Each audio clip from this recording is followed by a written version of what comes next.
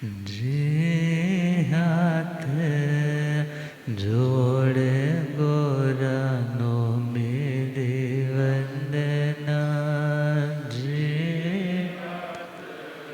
जोड़े गोरानो एक बार वंदना, हजार बार वंदना, एक बार वंदना, लाख बार वंदना, करोड़ बार वंदना, लाख बार वंदना, जे हाथ जोड़े गोरानो मेरी वंदना, जे जोड़े गोरानो डगमग डोले नैया मेरे, डगमग डोले मुझको ओट है सतगुरु तेरे, मुझको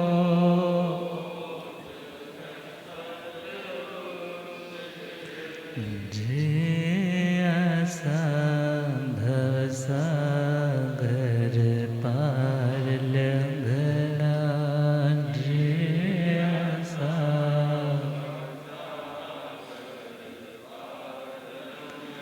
जे हाथ जोड़े गोरानो मेरी वंदना, जे हाथ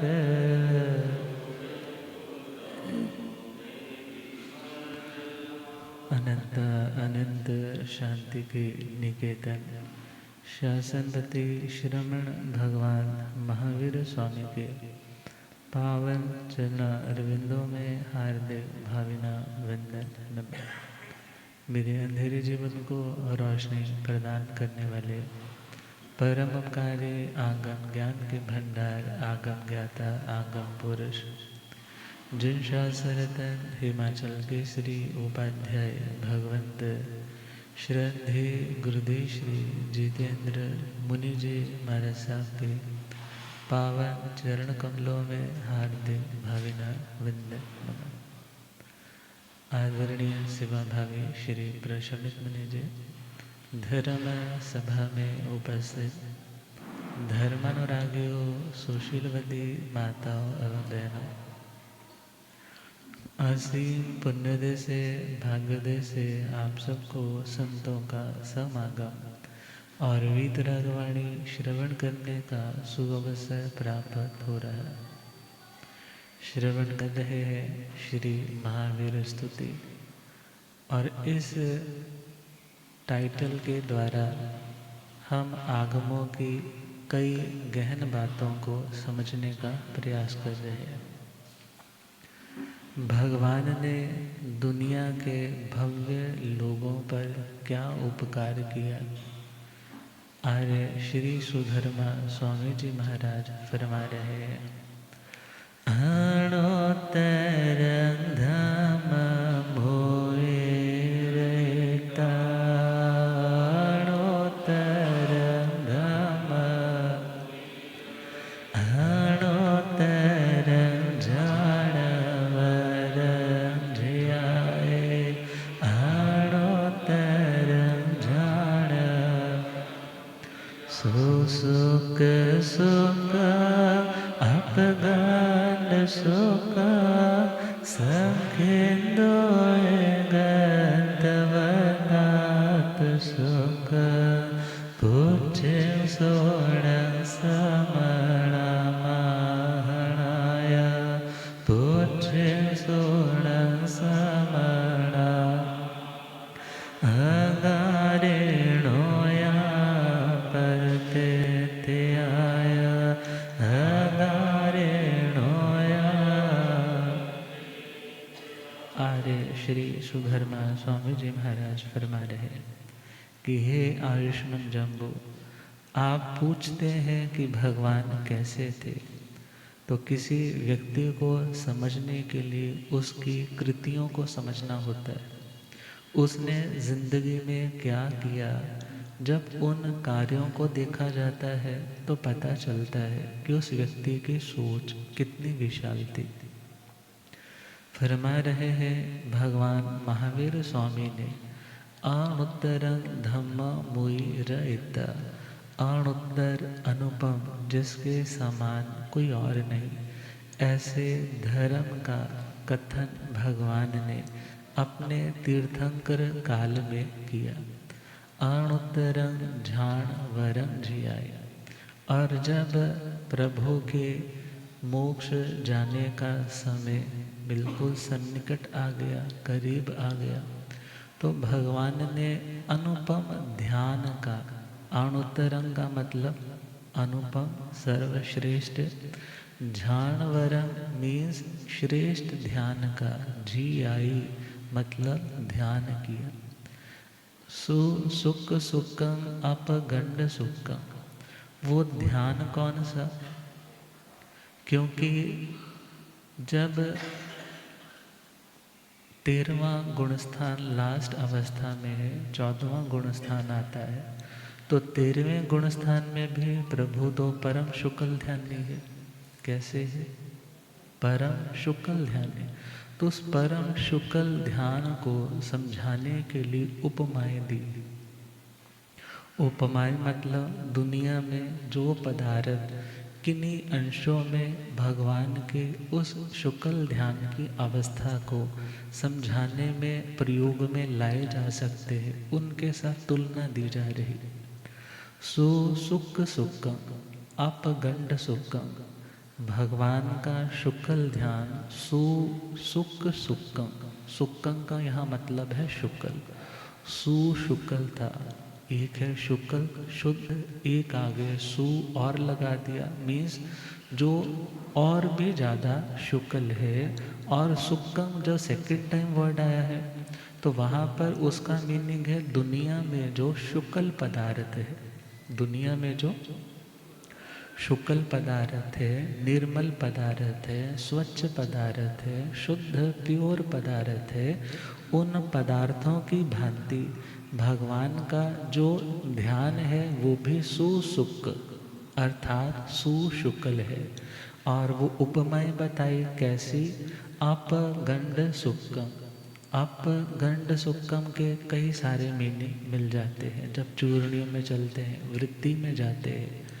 तो अपगंडम का एक पहला मीनिंग है अपगतम गंडम यस्मात् स अपगतम अपगंड सुक्कम, अर्थात पंजाबी में गांठ को क्या बोलते हैं? पे इस पे गांठ लगा दो।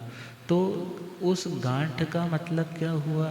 राग और द्वेष की गांठ जिनके विचारों से जा चुकी है, जिनके विचारों से राग की गांठ भी जा चुकी है और द्वेष की गांठ भी जा चुकी है। तो ऐसे ध्यानियों का जो ध्यान होगा वो कौन सा ध्यान होगा? अपगंड सुख। पहला मीनिंग तो यह आया। दूसरा मीनिंग इसका है अपाम गंडंती अपगंडन। अप बोलते हैं पानी को, आप किसको बोलते हैं? आप काय बोलते हैं ना। तो अप बोला पानी को, और उसकी जो गांठ, गांठ हम कैसे समझे? जब कभी आपने झरना गिरता हुआ देखा होगा तो पानी की जब एक धार नीचे गिरती है, पत्थर से टकरा रही होती है, धरती से टकरा रही होती है, और वहाँ पर झाग झाग सी वहाँ पर कुछ ना कुछ बुलबुले टाइप से बन रहे होते। तो वहाँ पर जो वो सफ़ेद रंग के मीन्स वो जो बुलबुले टाइप से बन रहे हैं, झाग की तरह जो उठ रहे हैं, उसका नाम भी क्या रहता है? अपगंड। और आगे चले, अपगंड शब्द आता है वाइट गोल्ड के लिए। किसके लिए? जो सफ़ेद सोना है जिसे प्लैटिनम बोल देते हैं आजकल। तो अर्जुन, वैसे पुरानी भाषा में चले तो अर्जुन स्वर्ण बोलते हैं उसको। तो उस सोने की भांति भगवान का जो ध्यान था वो शुक्ल था। वो कैसा था? जैसे उस जल प्रपात में, उस जल के झरने में कहीं पर भी कोई दोष, किसी भी तरह की अशुद्धि नहीं होती, वो पूरी तरह से निर्मल होता है। ऐसे ही भगवान का जो ध्यान था उसमें भी कोई अशुद्धि, उसमें भी कोई दुनिया का ख्याल, उसमें भी किसी भी तरह की राग और द्वेष की गांठ, मलिनता नहीं थी। तो पहला पॉइंट दिया, पानी की तरह निर्मल थे, क्योंकि पानी दुनिया की मलिनता को दूर करने के लिए प्रयोग में लिया जाता है, प्यास मिटाने के लिए भी लिया जाता है, और अशुद्धि को साफ करना है तो भी किसका प्रयोग किया जाता है? पानी का। तो भगवान का जो ध्यान था वो अशुद्धियों को दूर हटाने वाला था। संख इंदु एगंत वदात सुखम, भगवान का वो परम शुक्ल ध्यान कैसा था? शंख के समान और इंदु के समान। शंख के समान और इंदु बोलते हैं चंद्रमा को। शंख के समान और चंद्रमा के समान एगंत वदात सुखम। एगंत का मतलब है एकांत रूप से। एकांत का मतलब 110% बोल दें, पूरी तरह से। और अवदात्त का मतलब है सुंदर। अवदात्त का मतलब, पहला सामान्य मीनिंग है सुंदर, मगर और भी मीनिंग उपलब्ध होते हैं। अति श्वेत, जो एक्स्ट्रा वाइट है, जहाँ जो स्निग्ध है, जो निर्मल है, उसके लिए भी अवदात्त शब्द आता है। तो भगवान का जो ध्यान था, दुनिया में सबसे ज़्यादा शुद्ध माने जाने वाले पदार्थों में पहला नाम अपगंड सुखम बताया था, दूसरा नाम बताया शंख का। किसका नाम? जैसे शंख एकांत रूप से सुंदर है और शुक्ल है, वैसे ही भगवान का ध्यान ऐसा था। दूसरा दिया चंद्रमा के समान, जैसे चंद्रमा, चंद्रमा की चांदनी एकांत रूप से पूरी तरह से सौम्य है, शांति देने वाली, उसमें भी कोई दोष नहीं होता। ऐसे ही भगवान का जो ध्यान है वो भी इसी भांति सौम्य और शांति देने वाला। अब शंख शब्द का हम देखें तो बहुश्रुत पूजा अध्ययन में भी बहुश्रुत मुनिराज की तुलना, उपमा शंख के साथ की जाती है और चंद्रमा से भी की जाती है। मगर यहाँ पर शंख शब्द साधु की भी जो उपमाएं आती है तो वहाँ पर भी कहा जाता है शंख एव मुक्तोय, कांस एव मुक्तोय भी आता है। शंख के समान निरुवलेवे, अर्थात शंख में यदि कुछ डाला है तो उसका कोई लेप नहीं लगता। क्या नहीं लगता? जिसको हम बोल दें नॉन स्टिकी है, डाला है, ओढ़े लेंगे दूसरे में तो पूरी तरह से क्या हो जाएगा।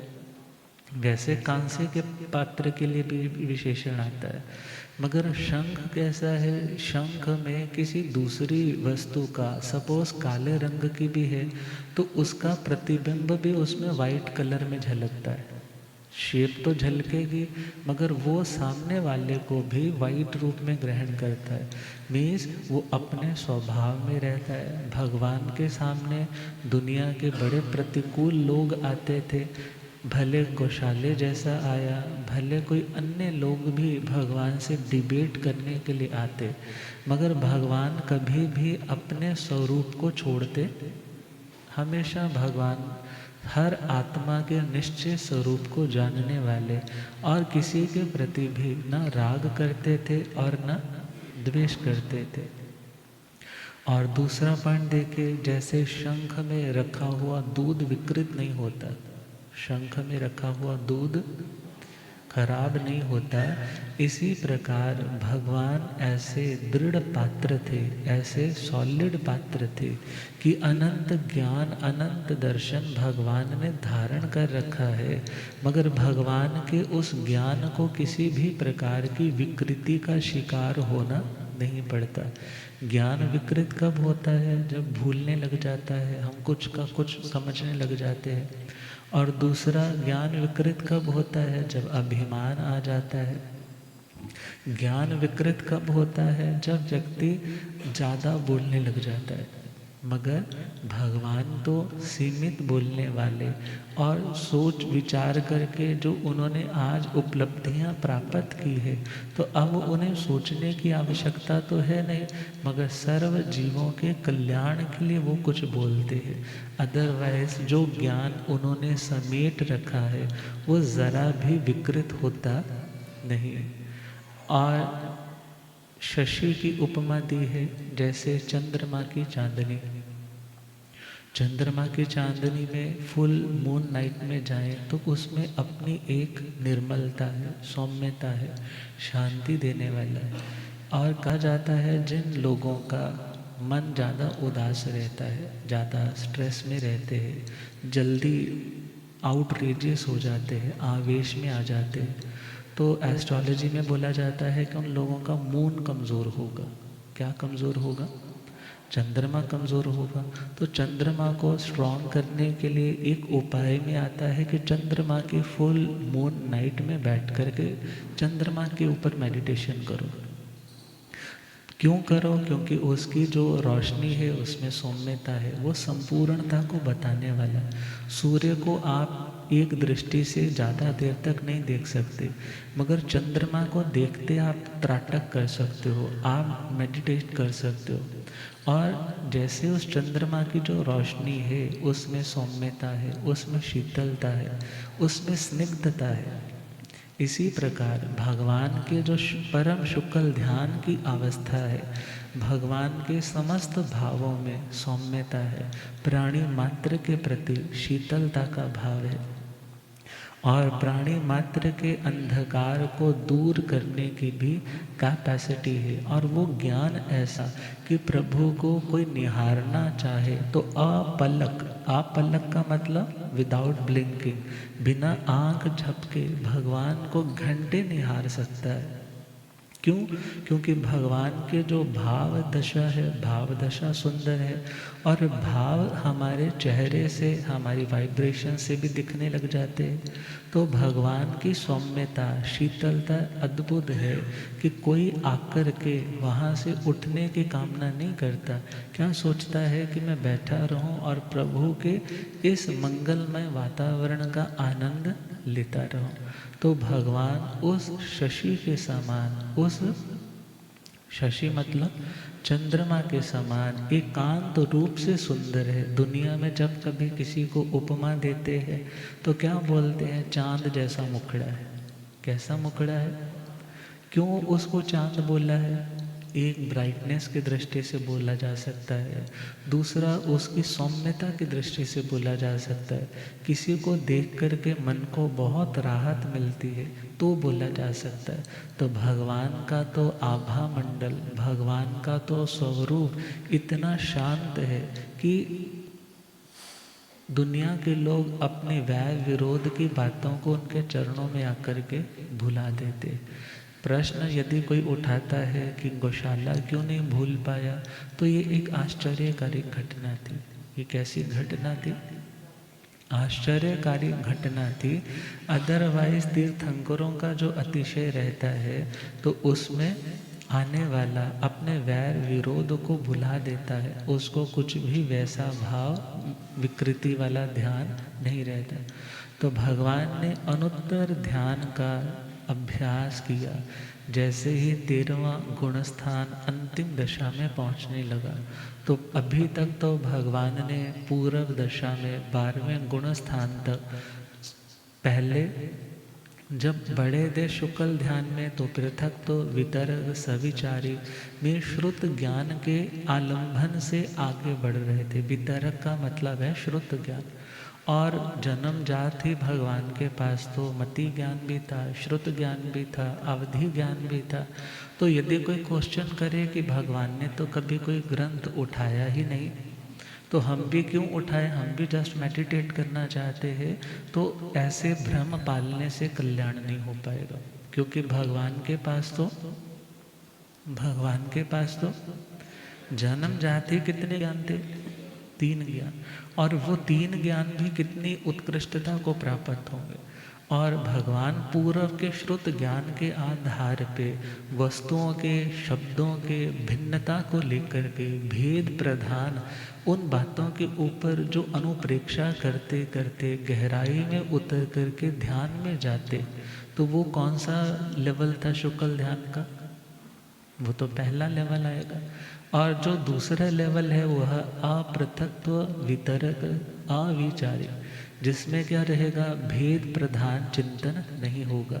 यदि मनोयोग है तो मनोयोग ही उसी में स्थिर है, यदि वचन योग है तो वचन योग में स्थिर है, यदि काय योग है तो काय योग में स्थिर रहने का अभ्यास है।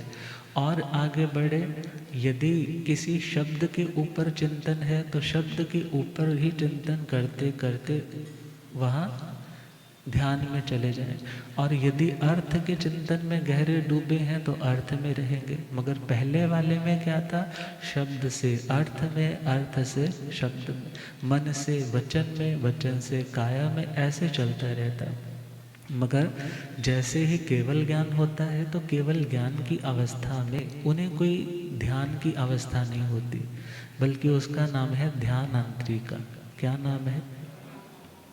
और जब भगवान के निर्वाण का समय निकट आता है तो वो आत्मा क्या करती है? जैसे ही 13वां गुणस्थान लास्ट अवस्था में आया तो सूक्ष्म क्रिया अनिवृत्ति रूप वो ध्यान करेंगे। कौन सा? सूक्ष्म क्रिया अनिवृत्ति। इसमें समझना क्या है? यहाँ ध्यान का मतलब रहेगा योगों को रोकना। यहाँ ध्यान का मतलब क्या रहेगा? मन वचन काया की जो प्रवृत्तियां हैं, जो स्पंदन है, जो वाइब्रेशंस है, जिनके कारण आत्म प्रदेश भी वाइब्रेट हो रहे हैं, अब उन्हें रोकना है। अब उन्हें रोकने का जो प्रोसेस स्टार्ट होगा वो 13वें गुणस्थान के लास्ट में होगा। कब होगा? सहयोगी केवली गुणस्थान है तो उसके लास्ट वाले टाइम में वो क्या स्टार्ट करेंगे? योगों का निरोध करना, उन्हें रोकने का उपक्रम स्टार्ट करेंगे। तो पहले वो क्या करेंगे? अपने स्थूल काय योग के माध्यम से। किसके माध्यम से? स्थूल काय योग के माध्यम से। स्थूल का मतलब बादर। उस काय योग के माध्यम से स्थूल मन और वचन के स्पंदनों को जो अभी स्थूलता में थे उन्हें सूक्ष्म करेंगे। उन्हें क्या करेंगे? हो सकता है अभी आपको ज़्यादा समझ ना आए, मगर जिन्होंने पढ़ा है उन्हें समझ भी आएगा। जिन्होंने नहीं पढ़ा तो कुछ ना कुछ तो पल्ले पड़ेगा, भाई क्या ये चीज़ें होती। तो खैर, सूक्ष्म क्रिया अनिवृत्ति। तो पहले क्या करेंगे? जो स्थूल स्पंदन है, स्थूल काया के स्पंदनों के सहयोग से मन और वचन के उन स्पंदनों को सूक्ष्म बनाया जाएगा। और जब वो मन और वचन के स्पंदन सूक्ष्म हो गए तो उनके सहयोग से इस स्थूल काय योग को सूक्ष्म किया जाएगा। और जब ये सूक्ष्म हो गया है काय योग, तो इस सूक्ष्म काय योग के माध्यम से उस सूक्ष्म मन और वचन के योगों को रोक दिया जाएगा। मगर अब शेष कौन सा बचा? सूक्ष्म काय योग, जिसे बोलेंगे जो मात्र एक हल्का श्वास निश्वास का क्रम चल रहा है वो चलता है। बाकी शरीर की सारी प्रवृत्तियां क्या हो जाती हैं? स्टिल, रुक जाती हैं। अब जैसे ही ये रुके हैं तो अब 14वां गुण स्थान आने को है, तो उससे अंतिम वाला जो समय रहेगा, कौन सा समय? वैसे तो ये अंतर मुहूर्त पहले की प्रक्रिया है, मगर जब अंतिम समय रहेगा 13वें गुण स्थान का, उस टाइम काया का जो सूक्ष्म स्पंदन चल रहा है उसे भी क्या कर देंगे? वो बोलो, रोक देंगे। और जैसे ही रोकेंगे 14वां गुण स्थान स्टार्ट हो जाएगा, जिसमें शैलेशी अवस्था, शिला बोलते हैं पहाड़ को, पत्थर को। और शिलाओं से बना हुआ कौन है? शैलेश पर्वत, मेरू पर्वत को बोला जाता है, जो जरा भी तूफान आने पे हिलता। तो अब जिंदगी में कैसे भी कोई परिस्थिति क्यों ना आ जाए, तो भगवान के ना काया में स्पंदन आएगा, ना वचन में आएगा, और ना मन। अर्थात मन वचन काया के स्पंदनों को जैसे ही उन्होंने पूरी तरह से रोका है तो आत्म प्रदेश स्टिल हो गए। आत्म प्रदेश क्या हो गए? तो आत्म प्रदेश अब स्टिल है। कई बार होता है ना, कहते हैं जैसे सितारों की तरह ऐसे ऐसे ऐसे ऐसे होता है, मगर ये सारी क्रियाएं तभी हो सकती हैं जब तक मन वचन और काया ये योग है। मगर जैसे ही वो सारे योगों की वो क्रिया जैसे ही रुकी है, तो आत्मा में होने वाले स्पंदन भी क्या हो जाते हैं, रुक जाते हैं। और उसके बाद का वर्णन जब 14वां गुण स्थान 5 ह्रस्व अक्षर उच्चारण जितने टाइम ड्यूरेशन का है, उसके बाद प्रभु कहाँ पहुँच जाते हैं, एक ही समय में ऋजु गति से लोकाग्र में सिद्ध हो जाते हैं, बुद्ध हो जाते हैं और मुक्त हो जाते। वीर प्रभु भगवान को कैसे जाने, वीर प्रभु भगवान उन जैसा बनने के मन में भी ठाने हो। वीर प्रभु भगवान को कैसे उन जैसा बनने के आर्य सुधर्मा जी से पूछे श्री जम्बो, आर्य सुधर्मा जी से कृपा करो स्वरूप प्रभु का हम जाने। वीर प्रभु भगवान को कैसे उन जैसा बनने के अहिंसा संयम तप वाला दिया था धर्म महान। पामर से भी पामर इससे बन जाते भगवान। अहिंसा संयम तप वाला दिया था धर्म महान। पामर से भी पामर इससे बन जाते भव्य जनों को राह दिखा के अनुपम ध्यान धरा। अति शुभ्र थी ध्यान की धारा दुदिया स्वर्ण करा। भव्य जनों को राह दिखा के अनुपम ध्यान धरा। अति शुभ्र थी ध्यान की धारा दुदिया स्वर्ण खरा। शंख शशि सम सुंदर ध्यानी को जाने। शंख शशि सम सुंदर ध्याने उन जैसा बनने के मन में हो। वीर प्रभु भगवान को कैसे उन जैसा बनने के मन में। तो भगवान अणुत्तर धर्म का मंगलमय दान दे करके जब अंतिम अवस्था आई, सर्व कर्मों को क्षय करने के लिए अपनी अगली साधना में प्रवृत्त हुए।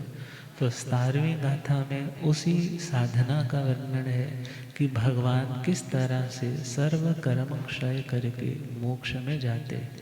अंतिम अवस्था में क्या होता है, केवल ज्ञानी कैसे बाकी कर्मों को काट करके सिद्ध हो जाते हैं और उस सिद्ध गति तक पहुंचने के लिए मीन्स रीइनकार्नेशन के इस साइकिल से सदा सदा के लिए मुक्त होने के लिए, जन्म के मरण के इन रोगों के शोकों के दुखों से सदा के लिए बचने के लिए यदि कोई साधना है तो वो साधना कौन सी है।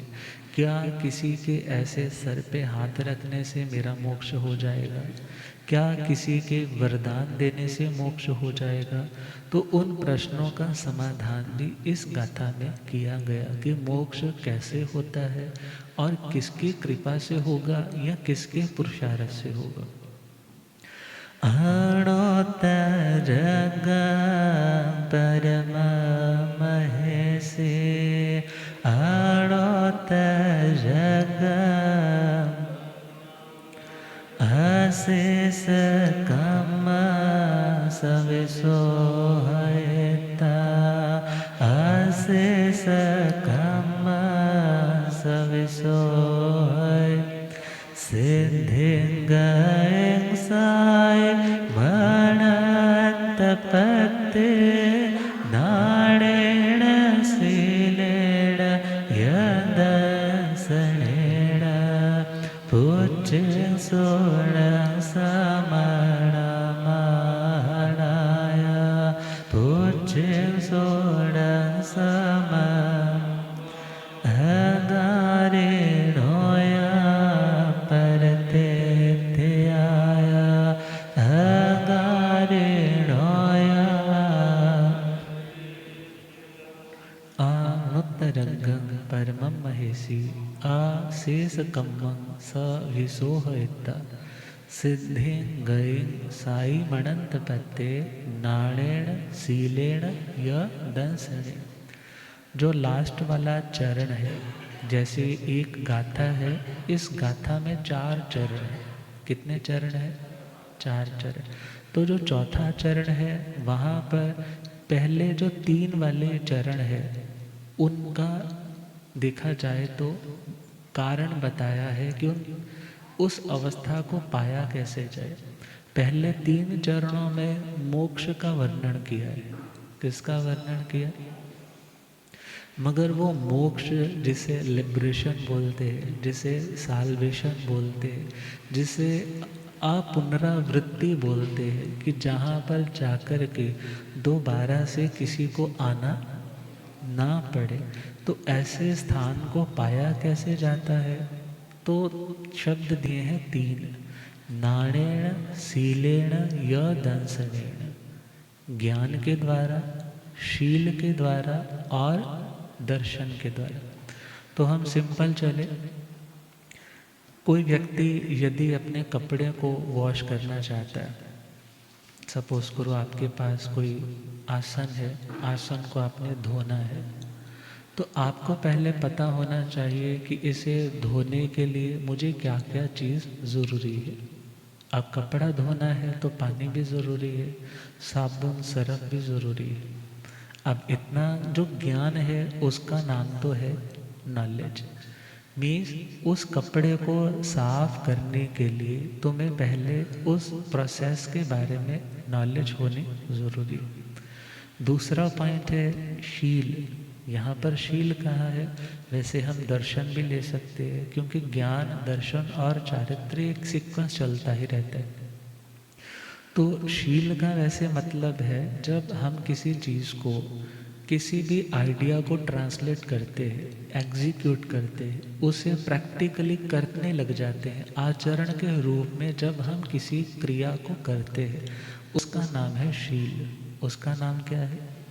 वैसे शील का मतलब अभ्यास भी होता है, क्योंकि हम जिस क्रिया को बार बार करते हैं तो बार बार उस क्रिया को करने के कारण हमारा अभ्यास इतना बढ़ जाता है कि वो कार्य बार बार करने के कारण हमारी पहचान भी उसी कार्य से होने लग जाती है। जैसे कोई व्यक्ति धर्म बहुत करता है, सामायिकें बहुत करता है, कोई महाराज आ जाए उसको कोई प्रॉब्लम नहीं है। उसे क्या भावना है कि मुझे किसकी वाणी सुनने जाना है? भगवान। मुझे किसी की किंतु परंतु में नहीं पड़े। और जब वो वहाँ पर जाता है तो लोग कहते हैं ये बड़ा धर्मशील व्यक्ति है। कैसा व्यक्ति है? धर्मशील का मतलब क्या है? धर्म करना ही जिसका स्वभाव बन चुका है। धर्म करना ही जिसका स्वभाव बन चुका है। स्वभाव कैसे बना? जब आपने किसी क्रिया की रेपिटेशन की, किसी भी काम को जब आपने बार बार किया तो उसके बिना अब आपसे रहा नहीं जाता, और जब रहा नहीं जाता तो आप उस काम को करते ही रहते हैं और वही आपकी पहचान बन जाती है। और यदि कोई व्यक्ति क्रोध करने वाला है, छोटी छोटी बात पे ही गुस्सा आ जाता है, तो उसको क्या बोलते हैं? अरे ये तो क्रोधशील है। ये तो कैसा है? अब यहाँ पर समझना है, दो शब्द और आते हैं, पहला सुशील और दूसरा कुशील। शब्द सुने हैं ना? सुशील का मतलब, हाँ, बेटी को तो बहू रानी को तो बोल देते हैं तो मेरी सुशीला रानी है, ये तो मेरा बेटा बड़ा सुशील है, मतलब बड़ा उत्तम चारित्र वाला। कभी आगे बोलता ही नहीं है, कोई बात है बड़े प्यार से सुनता है और आराम से उत्तर देता है। बहू रानी यदि सुशीला है मतलब वो बोल व्यवहार में भी उत्तम है और चारित्र की दृष्टि से भी उत्तम है।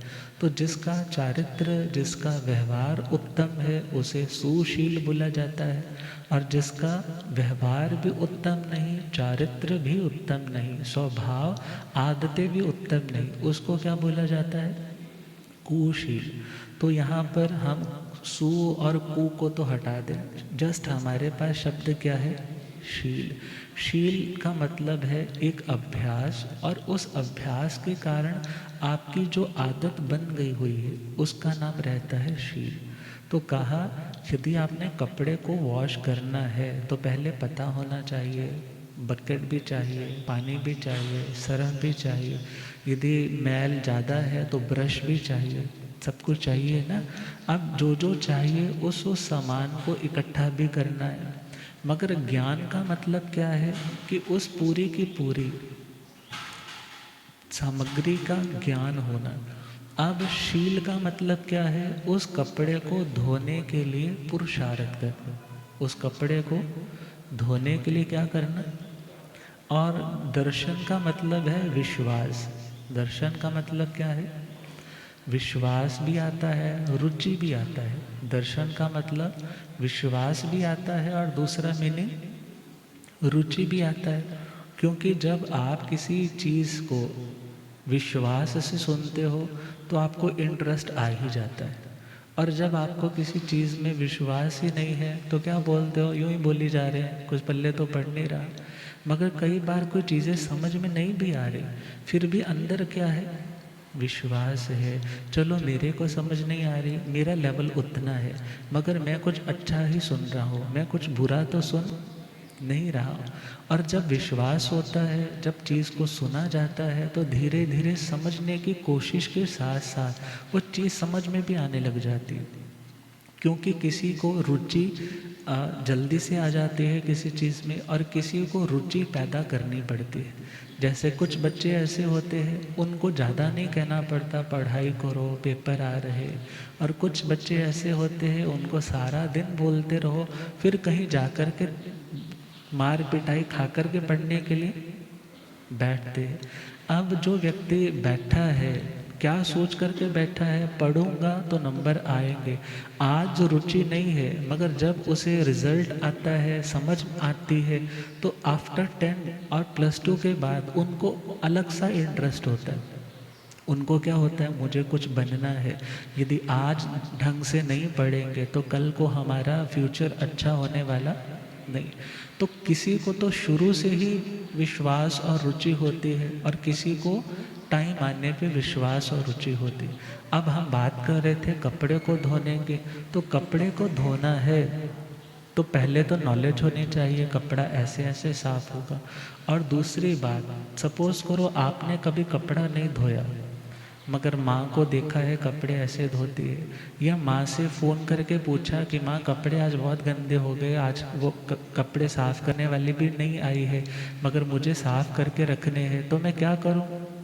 तो उसको बताती है, बेटा ऐसे ऐसे बकेट में पानी डाल, पानी के बाद सरफ डाल, कुछ देर उसको डिप करके रख, और उसके बाद कुछ देर के बाद उसको मसलना, दूसरे पानी के साथ उसको निकालना। 2-3 बार करोगे तो कपड़ा क्या हो जाएगा?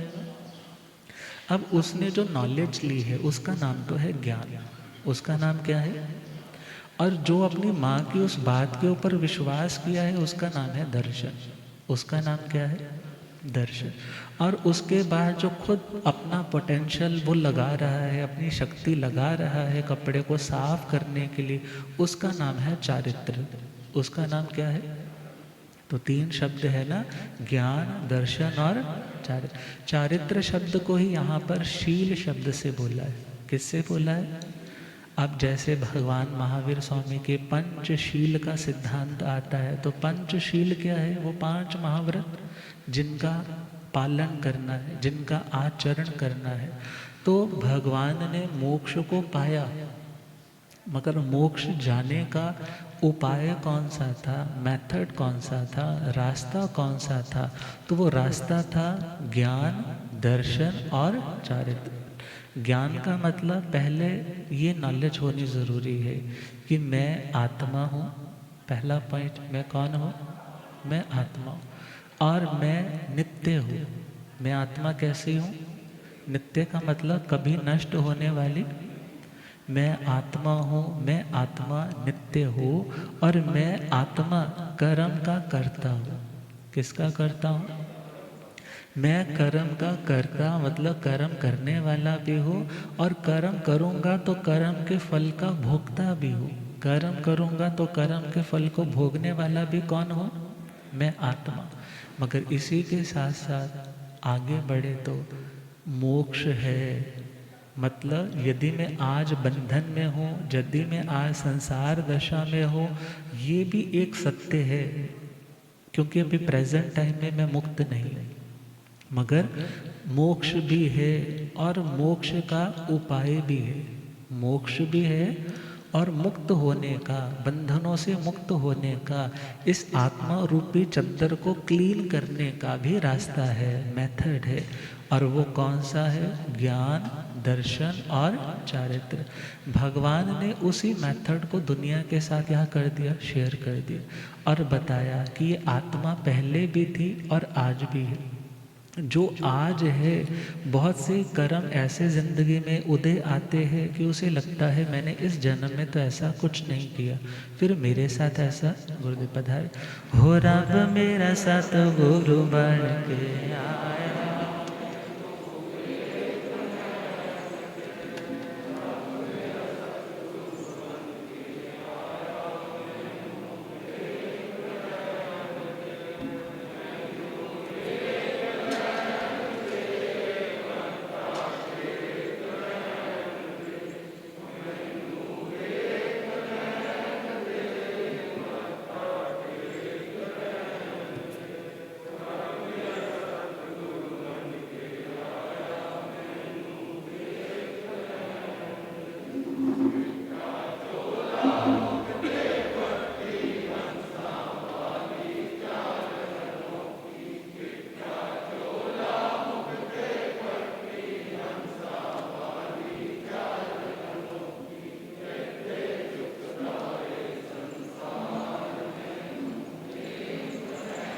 होते चुकदार संसार मैनू, हो रब मेरे सतगुरु बन के आया मैनू। हो मैनू वेख लैण दे के मत्था टेक लैण दे। ओ मैनू